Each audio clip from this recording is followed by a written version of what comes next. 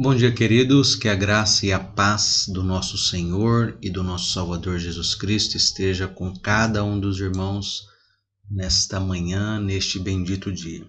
Estamos aqui na nossa terceira semana de leituras e reflexões no livro de Juízes. E hoje quero ler Juízes capítulo 8, do versículo 1 até o versículo de número 17. Diz assim a palavra do Senhor.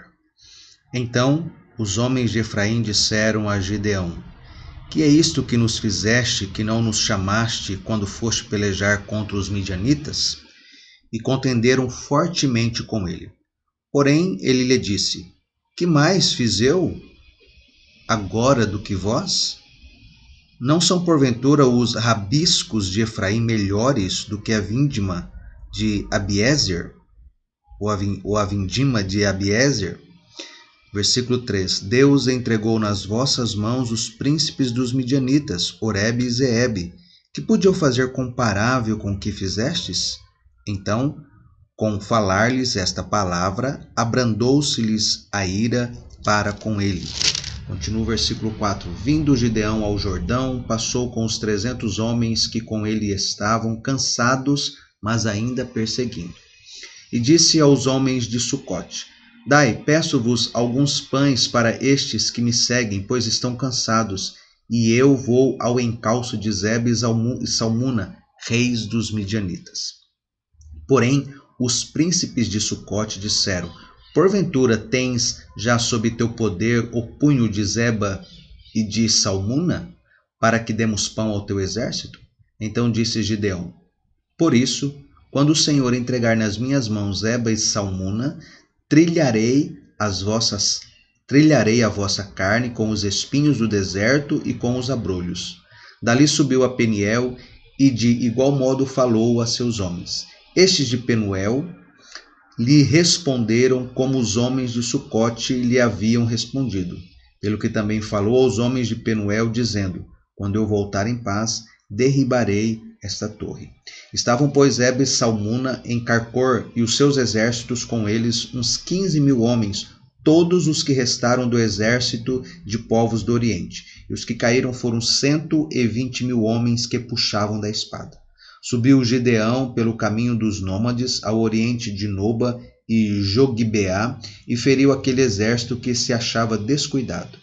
Fugiram Zeba e Salmuna, porém ele os perseguiu e prendeu os 2 reis dos midianitas, Zeba e Salmuna, e desbaratou todo o exército. Voltando, pois, Gideão, filho de Joás, da peleja pela subida de Heres, deteve a um moço de Sucote e lhe fez perguntas.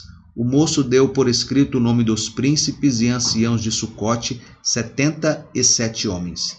Então veio Gideão aos homens de Sucote e disse: Vedes aqui Zeba e Salmuna, a respeito dos quais motejastes de mim, dizendo: Porventura tens tu já sob teu poder o punho de Zeba e Salmuna, para que demos pão aos teus homens cansados?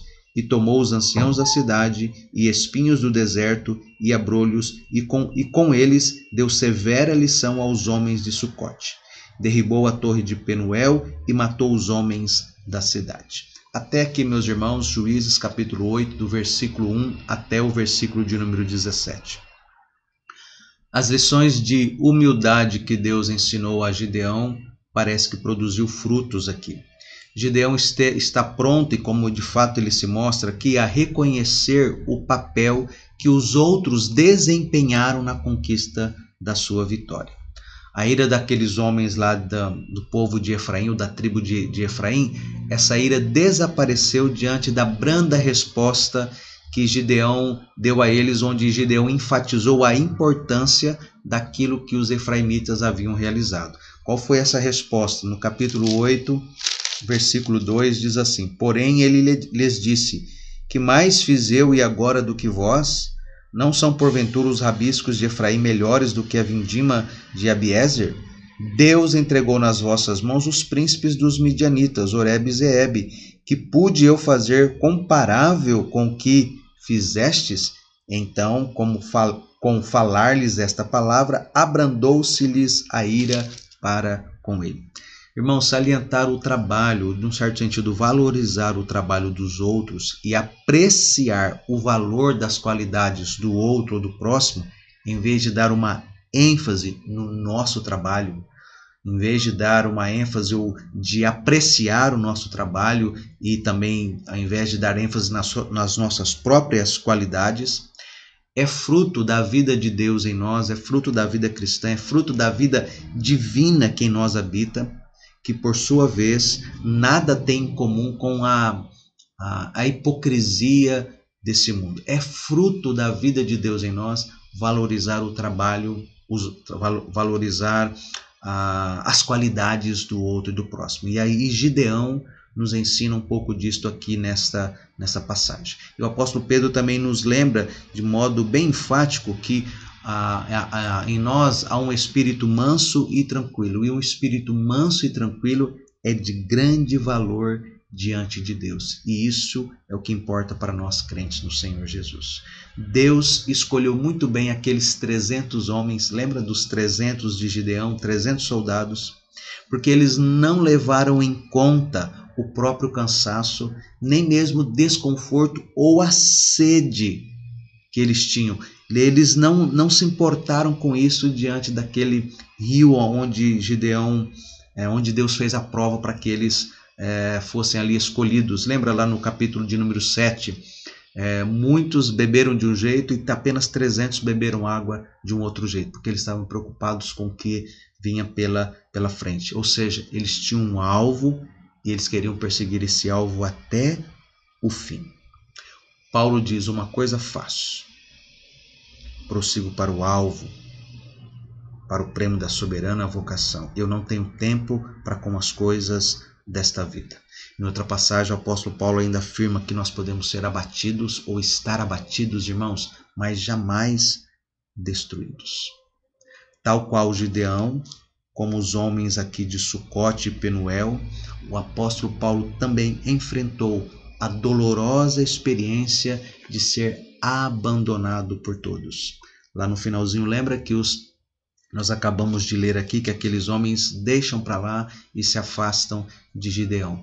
Irmãos, na vida cristã é assim, ora estamos com um grupo, ora de repente somos abandonados, ora nós precisamos de um auxílio, de uma ajuda e não aparece ninguém. Mas o apóstolo Paulo nos lembra que quando estamos sozinhos, em qualquer circunstância, o Senhor é conosco.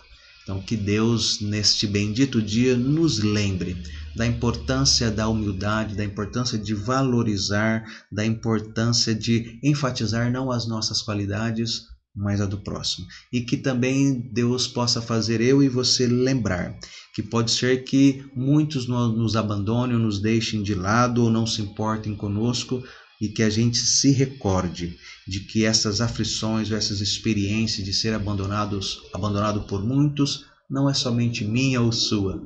Paulo enfrentou isso, Jesus enfrentou isso e Gideão enfrentou isso.